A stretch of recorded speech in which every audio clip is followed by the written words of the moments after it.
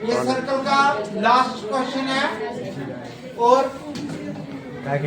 इसमें क्या फाइंड करना है आपने कि जो अपोजिट साइड्स हैं क्वाड्रिलेटरल की circumscribing a circle subtract supplementary angle at centre. एक सर्कल है, डायग्राम पहले भी आपने की थी, ये 1 2 3 और 4 ए बी सी डी, ये सर्कमस्क्राइबिंग ये सर्कल कर रही है और कहां टच कर रही है, ई एफ जी और H. Okay, now you see that, बेटा बाद में लिखना क्या नाम इसका, शिवशाद इधर काम टू दिस।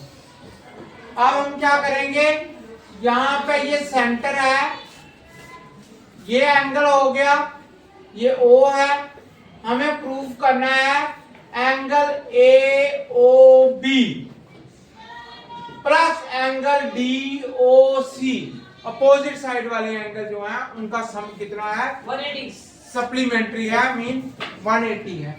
ओके, अब आप इसको यहाँ पे ये कर दो, ये ज्वाइन यहाँ कर दो, यहाँ कर दो और यहाँ कर दो, ये हमने कर दिया। तो सबसे पहले हमें given as A B C D is a quadrilateral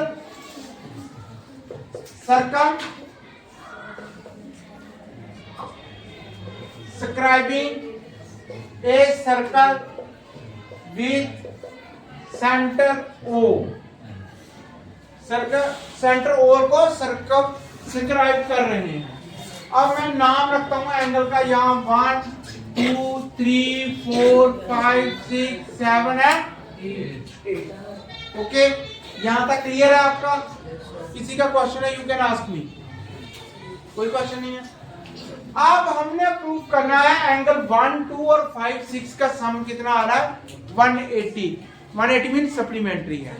तो हम लेंगे इन triangle AOH and triangle AOE, AOH और AOE लेंगे, ठीक है।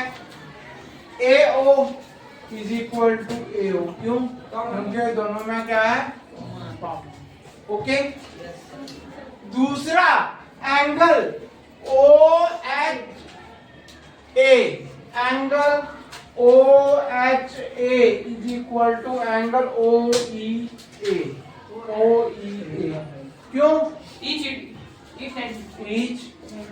90 degree, as radius is always perpendicular to the tangent through point of contact। दूसरा, तीसरा ये बड़ी बात है, दो हो गए। तीसरा जो है OH is equal to OA, radius of same circle, radius of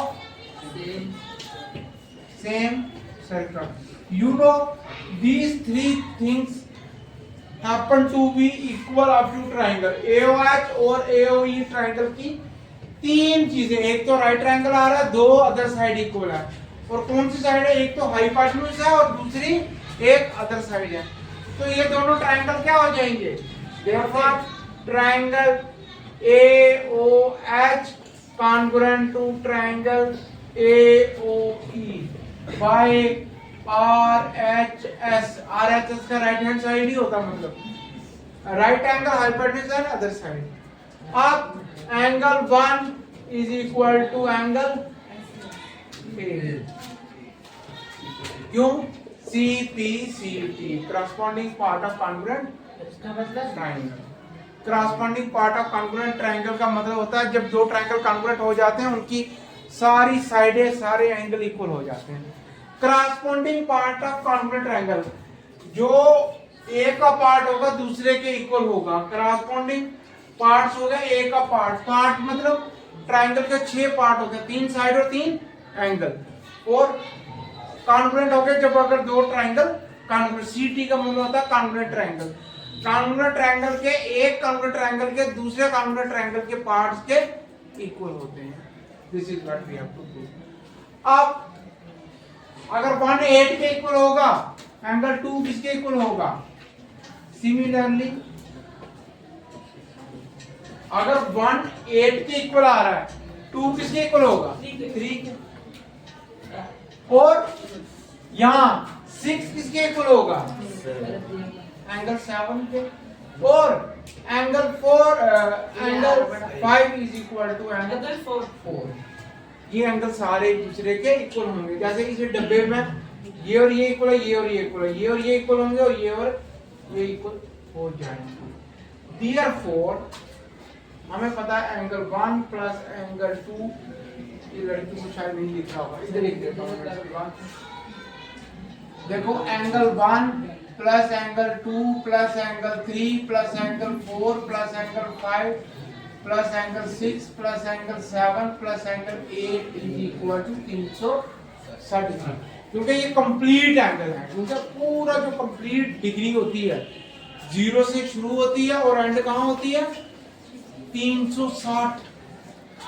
जो पूरा डिग्री का एंगल होता है, आपने डी देखी होगी, आधी होती है और अगर आधी और मिला जाए पूरी वन, पूरा 0 से शुरू होता है एंड इट इज 360 डिग्री। आधा जो आता है 90, पहले थोड़ा 90 आता है, फिर 180 आता स्ट्रेट, फिर 270 और 360 जहां से चला वहां पर। ये देखो जहां से चली वहीं पे सारे एंगल ऐड हो गए, तो सब एंगलों का सम कितना होता है? 360।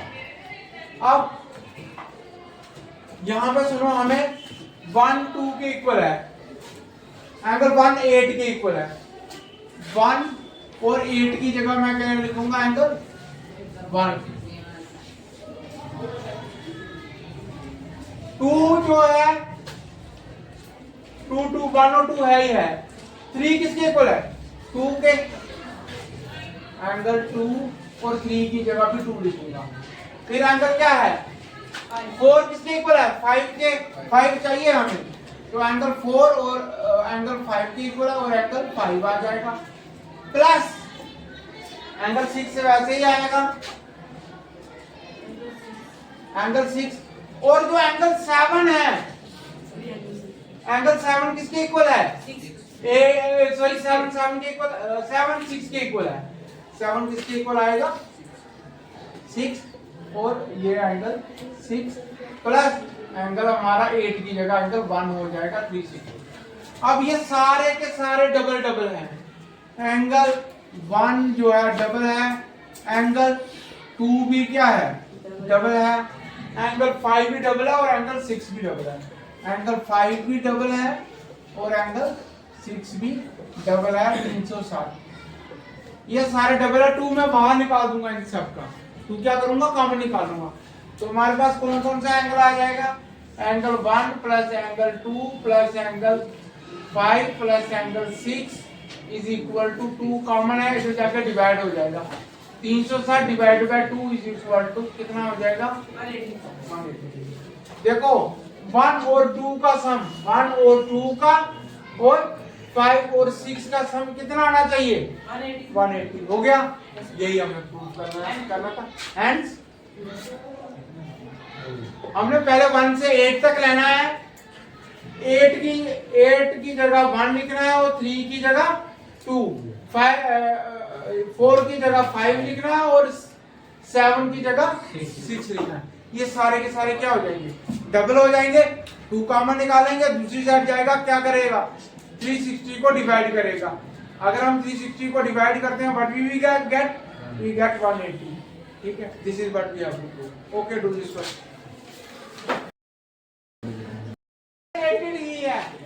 ओके, तो इसमें क्या क्या टर्म्स होती है और क्या फॉर्मूले हैं मैं आपको बताना चाहूंगा। बड़ा इजी सा चैप्टर है और एक ही एक्सरसाइज है, और इसमें मजे की बात यह है कि सिर्फ 14 क्वेश्चन है। 14 में से एक एग्जाम में पक्का 100% आएगा। छोटा चैप्टर है मगर एक क्वेश्चन आएगा आपको। तो एरिया रिलेटेड टू सर्कल है, कोई इतना मुश्किल भी नहीं है और इसको सिर्फ प्रैक्टिस और फॉर्मूले आपको याद रखने हैं। देखो ये सर्कल है, ये सेंटर है। यहाँ पे जैसे हम पॉइंट लेते हैं ए और बी, ए से लेकर बी तक या बी से लेकर ए तक, ए से लेकर बी तक ये माइनर आर्क, इसको कहते हैं माइनर आर्क, और बी से ए मेजर आर्क। अब हम यहां पे लेते हैं ये यहां, ये आपका दो टर्में होती हैं, आपने याद रखनी है। ये माइनर सेक्टर, माइनर सेक्टर, और ये जो एरिया होता है इसको कहते हैं मेजर सेक्टर। ठीक है, ये जो एरिया होता है माइनर सेक्टर और ये मेजर सेक्टर। ठीक है, ये हम निकालते हैं और इसका फार्मूला हमारे पास, हम फार्मूला लगाते हैं जो भी theta by 360 multiply pi are square. अगर छोटा होगा तो ये छोटा एंगल आएगा, अगर बड़ा होगा बड़ा। ठीक है, अगर किसी में सपोज ये 100 दिया हुआ है, अगर हमें माइनर का निकालना है तो हम 100/360 मल्टीप्लाई पाई आर स्क्वायर करेंगे। अगर मेजर का निकालना है तो बाकी एंगल कितना है, 360 में से 100 माइनस करो तो कितने रहते हैं, 260। जितना एंगल होगा उसको pi are square, area of circle आपको पता है क्या होता है, पाई आर स्क्वायर से मल्टीप्लाई करना। Okay, any question?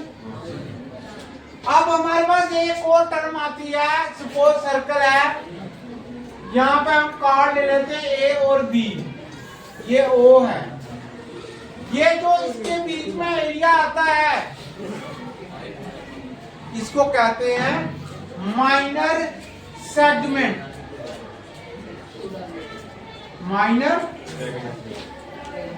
इसके अलावा जो है वो क्या होता है,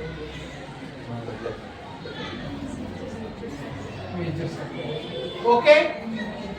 अब इसका एरिया निकालने के लिए हमें क्या करना पड़ता है, पहले एरिया ऑफ सेक्टर निकालना है, फिर माइनस करना है एरिया ऑफ ट्राइंगल। ये जो ट्राइंगल है, ट्राइंगल का एरिया जब हम माइनस करेंगे तो हमें किसका एरिया मिल जाएगा, हमें माइनर सेगमेंट का एरिया मिल जाएगा। ओके, ये लिख लो इसको, लिखो इसको। और एंगल जो कितना है, angle is given to us at 60। तो हम क्वेश्चन नंबर 1 है exercise 11.1 area of sector, as I told you that area of sector is equal to, what is the formula, theta upon 360 multiply pi r square, and theta is 60 upon 360 multiply 22/7 into 6 into 6, ये 0 0 cancel, 6 जा 3 जा 11 जा 3 2 जा, तो ये आ जाएंगे आपके 11 into 2 into 6 divided by 7। And you know pi की वैल्यू कई बार दी होती है 22/7, कई बार दी होती है आपको 3.1। तो डिपेंड कौन है आपको किस क्या दिया हुआ है, आपको गिवन है। ओके, अभी ठहरो, तो ये आ जाएगा आपका 22 into 6 डिवाइडेड बाय 7, ये आएगा 6 to the 12 132/7 centimetre square. This is the area of sector. अभी बाद में लिखो बेटा, अभी मैं टाइम दूंगा आपको। एरिया ऑफ सेक्टर का फॉर्मूला लिखना है, theta by that pi are square, और उसके बाद आपने रेडियस की जगह रेडियस पाई की वैल्यू दी होती है, पाई इज इक्वल टू 22/7। कई बार पाई की वैल्यू 3.14 होती है। यू कैन टेक, कई बार क्वेश्चन के अंत में लिखा होता है the value of pi, take the value of pi as it is, आप लिख सकते हो, otherwise 22/7। Okay, write it down.